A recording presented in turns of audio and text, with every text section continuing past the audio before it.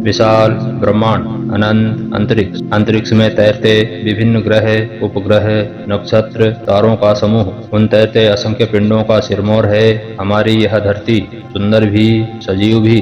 धरती का सिरमौर हिमालय, हिमालय का सिरमौर है विस्तृत व विभिन्न आकार प्रकारों से सजी हुई हमारी यह प्रकृति। प्रकृति के इस सलोने आंचल में खुले आसमान की छत के नीचे बानरों की तरह अपने शरीर को चारों पैरों पर ढोते हुए विचरण करते आदि मानवों का समूह, जिन्हें मानव विज्ञान अर्थात एंथ्रोपोलॉजी में होमो हैबिलस के रूप में जाना जाता है।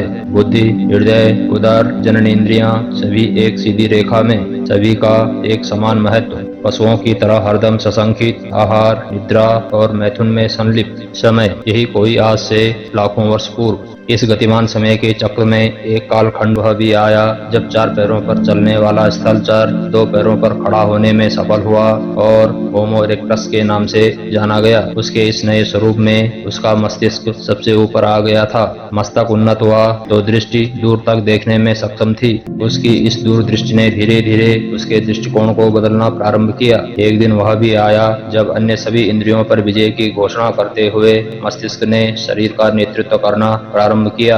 हृदय ने भावनाओं के समुद्र में हिलोरे लेना प्रारंभ किया और देखते ही देखते वह होमो सेपियंस अर्थात प्राज्ञ मानव के रूप में परिवर्तित होता चला गया। प्राज्ञ मस्तिष्क जब असंख्य कल्पनाओं को जन्म देने लगा तो उन्हें व्यक्त करने के लिए विभिन्न माध्यमों को ढूंढा गया। मिट्टी पर उकेरे गए, पेड़ों की छालों पर चित्रित किए गए विचार जब उन रचनाओं को चिरस्थायी बनाने का आया तो पत्थरों पर भी उकेरे गए। पत्थरों पर अंकित उन कहानियों के अस्तित्व में आए आज हजारों साल बीत चुके हैं, लेकिन उत्साह से भरे हुए वे आज भी उतने ही चंचल हैं, उतने ही रोचक हैं।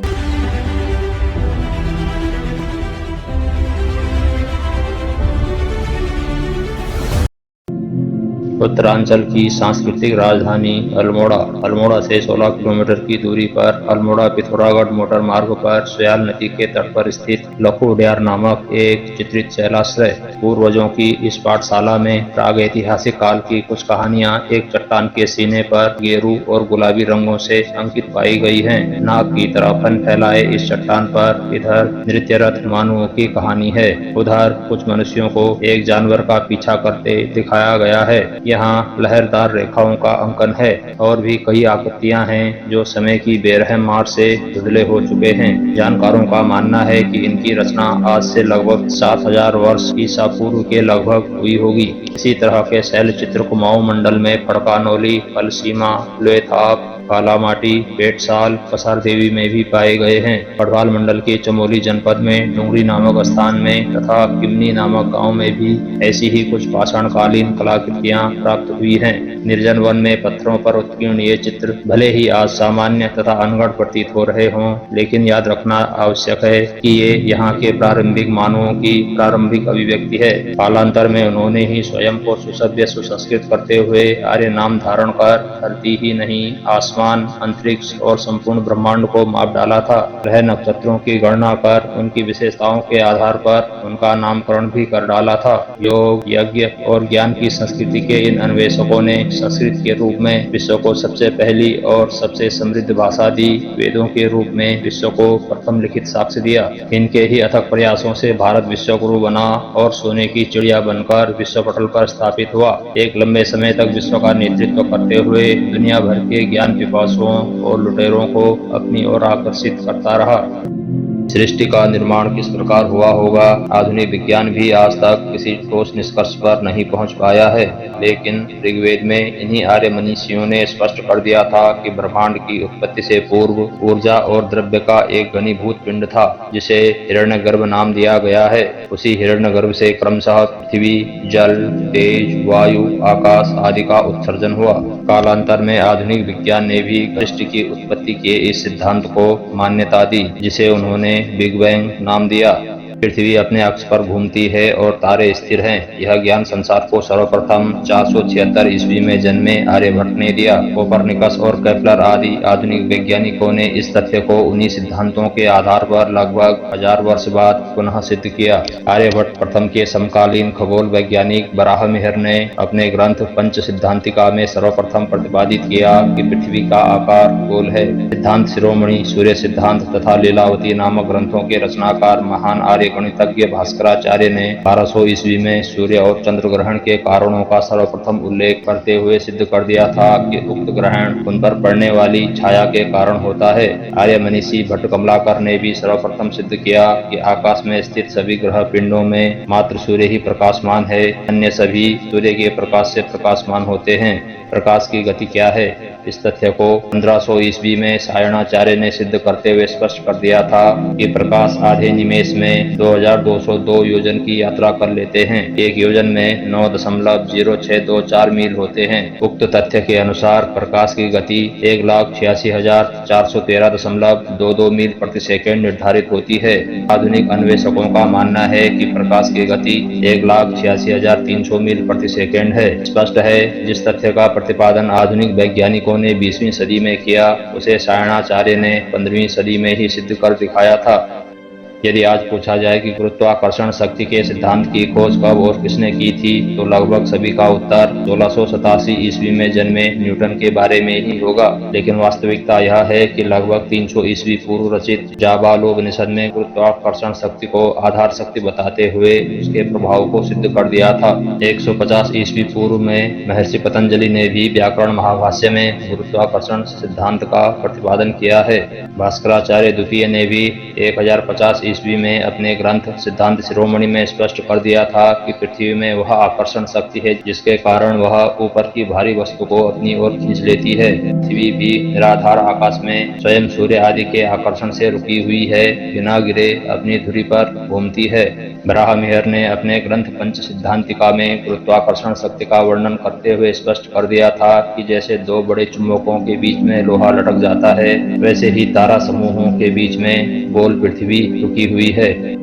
इसी प्रकार बैटरी का आविष्कार बेंजामिन फ्रैंकलिन से हजारों वर्ष पूर्व अगस्त्य मुनि द्वारा किया जा चुका था। अपनी पुस्तक अगस्त्य संहिता में उन्होंने बैटरी निर्माण की विधि को इस प्रकार वर्णित किया है। सर्वप्रथम मिट्टी के एक पात्र में ताम्रपत्र और सिकिग्रीवा अर्थात कॉपर सल्फेट डालें। उसके बाद उसे लकड़ी के गीले बुरादे से भर दें। फिर सबसे ऊपर पारे से आच्छादित दस्तलोष्ट अर्थात जिंक पाउडर रख दें। इन सभी के संयोग से मित्र शक्ति अर्थात पॉजिटिव चार्ज और वरुण शक्ति अर्थात नेगेटिव चार्ज उत्पन्न होती है। विज्ञान संशोधन संस्थान ने इस विधि का परीक्षण किया और पाया कि इस प्रयोग में 1.138 वोल्ट विद्युत के उत्पादन की क्षमता विद्यमान है। विमान शास्त्र का आविष्कार भी सर्वप्रथम भारतीय मनीषियों द्वारा ही हुआ है। प्राचीन विमान विशेषज्ञ महर्षि भारद्वाज के यंत्र सर्वस्वम नामक वैमानिक शास्त्र में आकाश मार्ग, वैमानिक वस्त्र, विमान के पुर्जे, ऊर्जा के प्रकार, यंत्र तथा उन्हें बनाने हेतु विभिन्न धातुओं का वर्णन है। महर्षि अगस्त्य ने विमान निर्माण प्रक्रिया को इस प्रकार स्पष्ट किया है। मित्र वरुण नामक दोनों तेज अर्थात पॉजिटिव और नेगेटिव चार्ज के द्वारा जल का विभाजन अर्थात डिकम्पोजिशन ऑफ वाटर, प्राणवायु अर्थात ऑक्सीजन गैस तथा उदान वायु हाइड्रोजन गैस में कर देते हैं। इसके बाद वायुबंधक वस्त्र में उदान वायु को भरकर यान के ऊपर लगा देने से यान आकाश मार्ग में चलने में सक्षम हो जाता है। आधुनिक काल में विमान के आविष्कार का श्रेय शिवकर बापूजी तलपड़े को जाता है। उन्होंने 1897 ईस्वी में ऋषि भारद्वाज के विमान सिद्धांतों के आधार पर विमान बनाकर मुंबई चौपाटी में उड़ाया था, जबकि राइट बंधुओं को इस क्षेत्र में सफलता 1903 ईस्वी में मिल पाई थी। गणित के क्षेत्र में प्राचीन आर्य मनुष्यों द्वारा किए गए अन्वेषण अपने आप में अद्वितीय हैं। जहां आर्यभट्ट प्रथम ने विश्व को दशमलव पद्धति से सर्वप्रथम अवगत कराया, वहीं उन्होंने परिधि, व्यास, अनुपात के मान सर्वप्रथम निर्धारित किए, जिन्हें आधुनिक गणित में पाई के नाम से जाना जाता है। शून्य के आविष्कार का श्रेय भी आर्यभट्ट प्रथम को ही जाता है। 600 ईस्वी पूर्व में बोधायन नामक विद्वान गणितज्ञ ने वृत्त एवं त्रिभुजों के फल का सिद्धांत सर्वप्रथम प्रतिपादित किया, जो रेखा गणित में प्रचलित पाइथागोरस के प्रमेयों से कहीं पूर्ववर्ती सिद्धांत हैं। परमाणु परमाणु सिद्धांत का जनक आज भले ही जॉन डाल्टन को माना जाता है, लेकिन उनसे 900 साल पूर्व महर्षि कणाद ने अपने वैशेषिक दर्शन में परमाणुवाद के सिद्धांत को प्रतिपादित करते हुए स्पष्ट कर दिया था कि परमाणु अविभाज्य तथा दिक् रहित हैं। उनके द्वारा प्रतिपादित सिद्धांत के आधार पर आधुनिक भौतिकी में काइनेटिक थ्योरी ऑफ गैसेस का विकास हुआ। आयुर्विज्ञान के क्षेत्र में जहां शल्य चिकित्सा के लिए ईस्वी पूर्व 6वीं शताब्दी में महर्षि सुश्रुत द्वारा रचित सुश्रुत संहिता एक प्रामाणिक ग्रंथ है, वहीं औषधि विज्ञान के क्षेत्र में ईसा पूर्व 1वीं शताब्दी में महर्षि चरक रचित चरक संहिता अपने आप में अनुपम संस्कृत ग्रंथ है। प्राचीन भारतीय वास्तु निर्माण कला का चरमोत्कर्ष मंदिरों, महलों तथा मूर्तियों के निर्माण में आज भी देश में ही नहीं विदेशों में भी देखा जा सकता है। कंबोडिया का अंकोर वाट मंदिर जहां अपनी उत्कृष्ट वास्तुशिल्प के लिए जाना जाता है, वहीं एक ही परिसर में स्थित विश्व का सबसे बड़ा देवालय भी है। पहाड़ी को काटकर ऊपर से नीचे की ओर बनाए गए कैलाश मंदिर आज भी अपनी उत्कृष्ट शिल्प विधा का एकमात्र उदाहरण है। विष्णु स्तंभ, जिसे आज कुतुब मीनार के नाम से जाना जाता है, की शिल्प कला से कौन परिचित नहीं है। अजंता, एलोरा जैसे शिल्प के अनूठे निदर्शन आज भी किए जा सकते हैं। रसायन तथा धातु विज्ञान में प्राचीन भारतीयों की दक्षता का अनुमान इसी बात से लगाया जा सकता है कि आज से लगभग 1900 साल पहले निर्मित दिल्ली के मेहरौली में स्थित लौह स्तंभ आज भी सुरक्षित ही नहीं, जंग रहित भी है। कर्नाटक के कोडाचाद्रि पर्वत के ऊपर 32 फुट लंबा लौह स्तंभ भी मेहरौली के लौह स्तंभ की ही तरह अद्यावधि जंग रहित है। उत्तराखंड राज्य में स्थित पुरातात्विक महत्व के 2 त्रिशूल, जो वर्तमान उत्तरकाशी तथा गोपेश्वर में हैं, 6वीं या 7वीं शताब्दी में निर्मित हैं, तत्कालीन आर्य मनीषियों की धातुकला के उत्कृष्ट उदाहरण हैं। सफलता की ये कहानियां हैं उन मानवों की जिन्होंने आदि मानवों के रूप में पत्थरों पर अपनी कहानी अंकित करने से लेकर आगे आने वाले समय में ज्ञान और शौर्य की अनंत कहानियां लिख डाली थी। ज्ञान में निहित विज्ञान को सर्वप्रथम समझाने वाले यही आर्य थे। आधुनिक काल में आविष्कृत होने वाले आविष्कारों के मूल में उनका ही ज्ञान और विज्ञान निहित है। फिर आता है वह काला समय जब आक्रमणकारियों ने यहाँ की समृद्धि का दोहन तो किया ही, ज्ञान को भी चुराया और अपने नाम से प्रचारित कर दुनिया भर में अकूत यश अर्जित किया। स्वतंत्रता मिल जाने पर हमें चाहिए था कि हम अपने उस खोए गौरव को पाने का प्रयत्न करते, लेकिन ऐसा हो न सका। एक सुनियोजित तरीके से भारत के वास्तविक इतिहास को नजरअंदाज कर आक्रांताओं द्वारा थोपे गए इतिहास को ही सत्य मान लिया गया। आश्चर्य तब होता है जब ये कहते हैं कि भारत की खोज 1498 ईस्वी में वास्को डी गामा द्वारा की गई थी, और इसके ठीक विपरीत यह भी कहते हैं कि 326 ईस्वी पूर्व में सिकंदर ने भारत पर आक्रमण किया था। जाहिर है इनके द्वारा एक सत्य को छिपाने के लिए अनेकों कल्पित कहानियों को गढ़ा गया, लेकिन सत्य तो सत्य है, उसे एक न एक दिन बाहर आना ही होता है। दुनिया भर में धरती के अंदर दबे हुए अवशेष जैसे जैसे प्रकट होते जा रहे हैं, आर्यों और उनके देश आर्यावर्त यानी भारत के प्राचीन ज्ञान, विज्ञान और समृद्धि की वास्तविकता भी प्रकट होती जा रही है। नमस्कार।